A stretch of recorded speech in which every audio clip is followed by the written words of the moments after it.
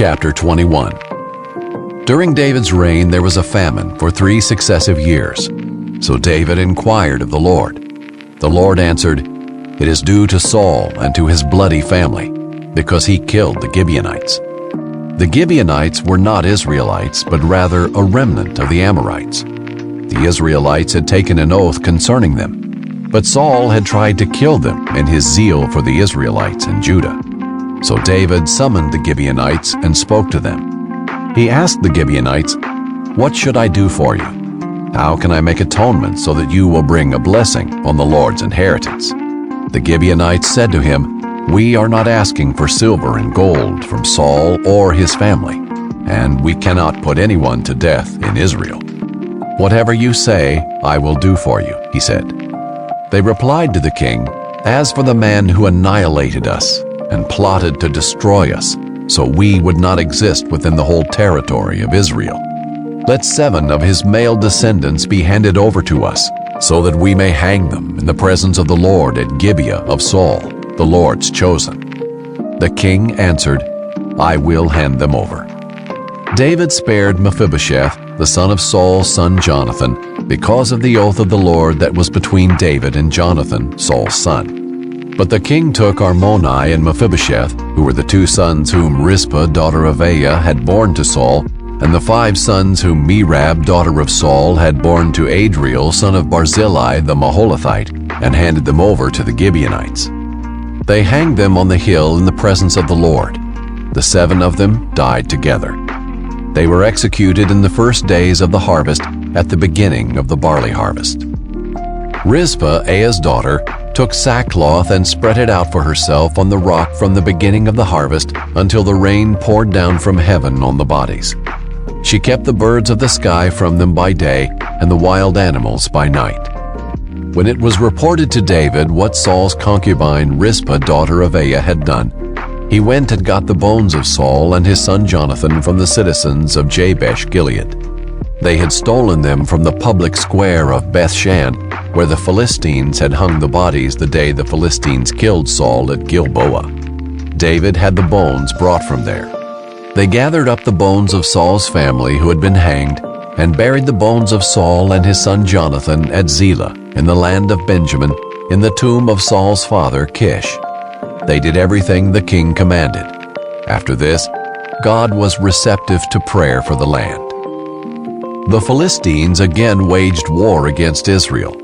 David went down with his soldiers, and they fought the Philistines, but David became exhausted. Then Ishbi-Benob, one of the descendants of the giant, whose bronze spear weighed about 8 pounds and who wore new armor, intended to kill David. But Abishai, son of Zeruiah, came to his aid, struck the Philistine, and killed him. Then David's men swore to him, "You must never again go out with us to battle. You must not extinguish the lamp of Israel." After this there was another battle with the Philistines at Gob. At that time Sibbecai the Hushathite killed Saph, who was one of the descendants of the giant. Once again there was a battle with the Philistines at Gob, and Elhanan, son of Jairah-Aragim the Bethlehemite, killed Goliath of Gath. The shaft of his spear was like a weaver's beam. At Gath there was still another battle. A huge man was there, with 6 fingers on each hand, and 6 toes on each foot, 24 in all. He too was descended from the giant. When he taunted Israel, Jonathan, son of David's brother Shimei, killed him. These 4 were descended from the giant in Gath, and were killed by David and his soldiers. Chapter 22.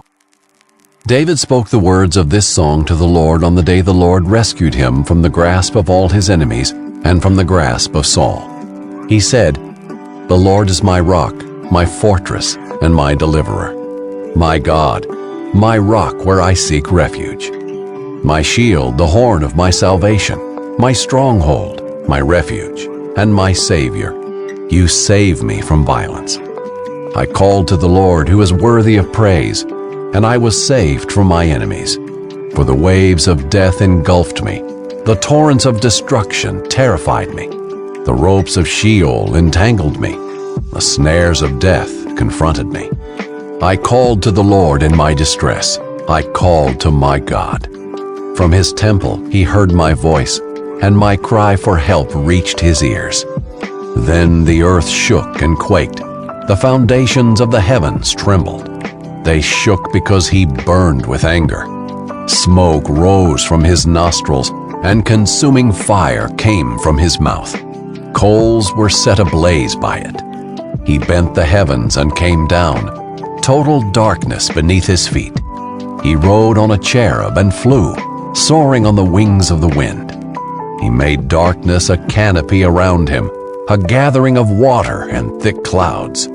From the radiance of his presence, blazing coals were ignited. The Lord thundered from heaven. The Most High made his voice heard. He shot arrows and scattered them. He hurled lightning bolts and routed them. The depths of the sea became visible. The foundations of the world were exposed at the rebuke of the Lord, at the blast of the breath of his nostrils.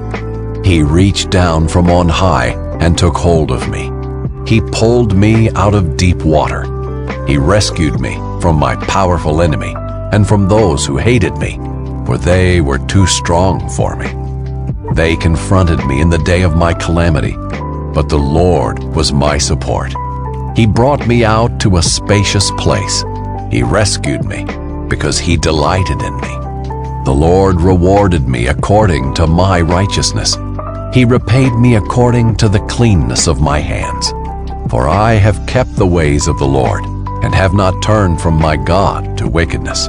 Indeed, I let all his ordinances guide me, and have not disregarded his statutes. I was blameless before him, and kept myself from my iniquity. So the Lord repaid me according to my righteousness, according to my cleanness in his sight. With the faithful, you prove yourself faithful. With the blameless, you prove yourself blameless. With the pure, you prove yourself pure. But with the crooked, you prove yourself shrewd. You rescue an oppressed people, but your eyes are set against the proud. You humble them. Lord, you are my lamp. The Lord illuminates my darkness. With you, I can attack a barricade, and with my God, I can leap over a wall. God, his way is perfect. The word of the Lord is pure.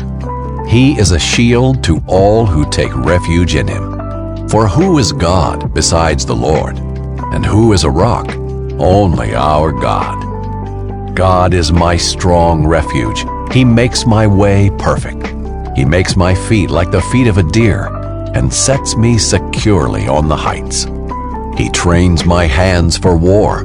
My arms can bend a bow of bronze.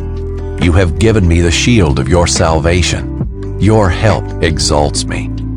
You make a spacious place beneath me for my steps, and my ankles do not give way. I pursue my enemies and destroy them. I do not turn back until they are wiped out. I wipe them out and crush them, and they do not rise. They fall beneath my feet. You have clothed me with strength for battle. You subdue my adversaries beneath me. You have made my enemies retreat before me. I annihilate those who hate me. They look, but there is no one to save them. They look to the Lord, but he does not answer them. I pulverize them like dust of the earth. I crush them and trample them like mud in the streets. You have freed me from the feuds among my people. You have preserved me as head of nations. A people I had not known serve me. Foreigners submit to me, cringing. As soon as they hear, they obey me. Foreigners lose heart and come trembling from their fortifications.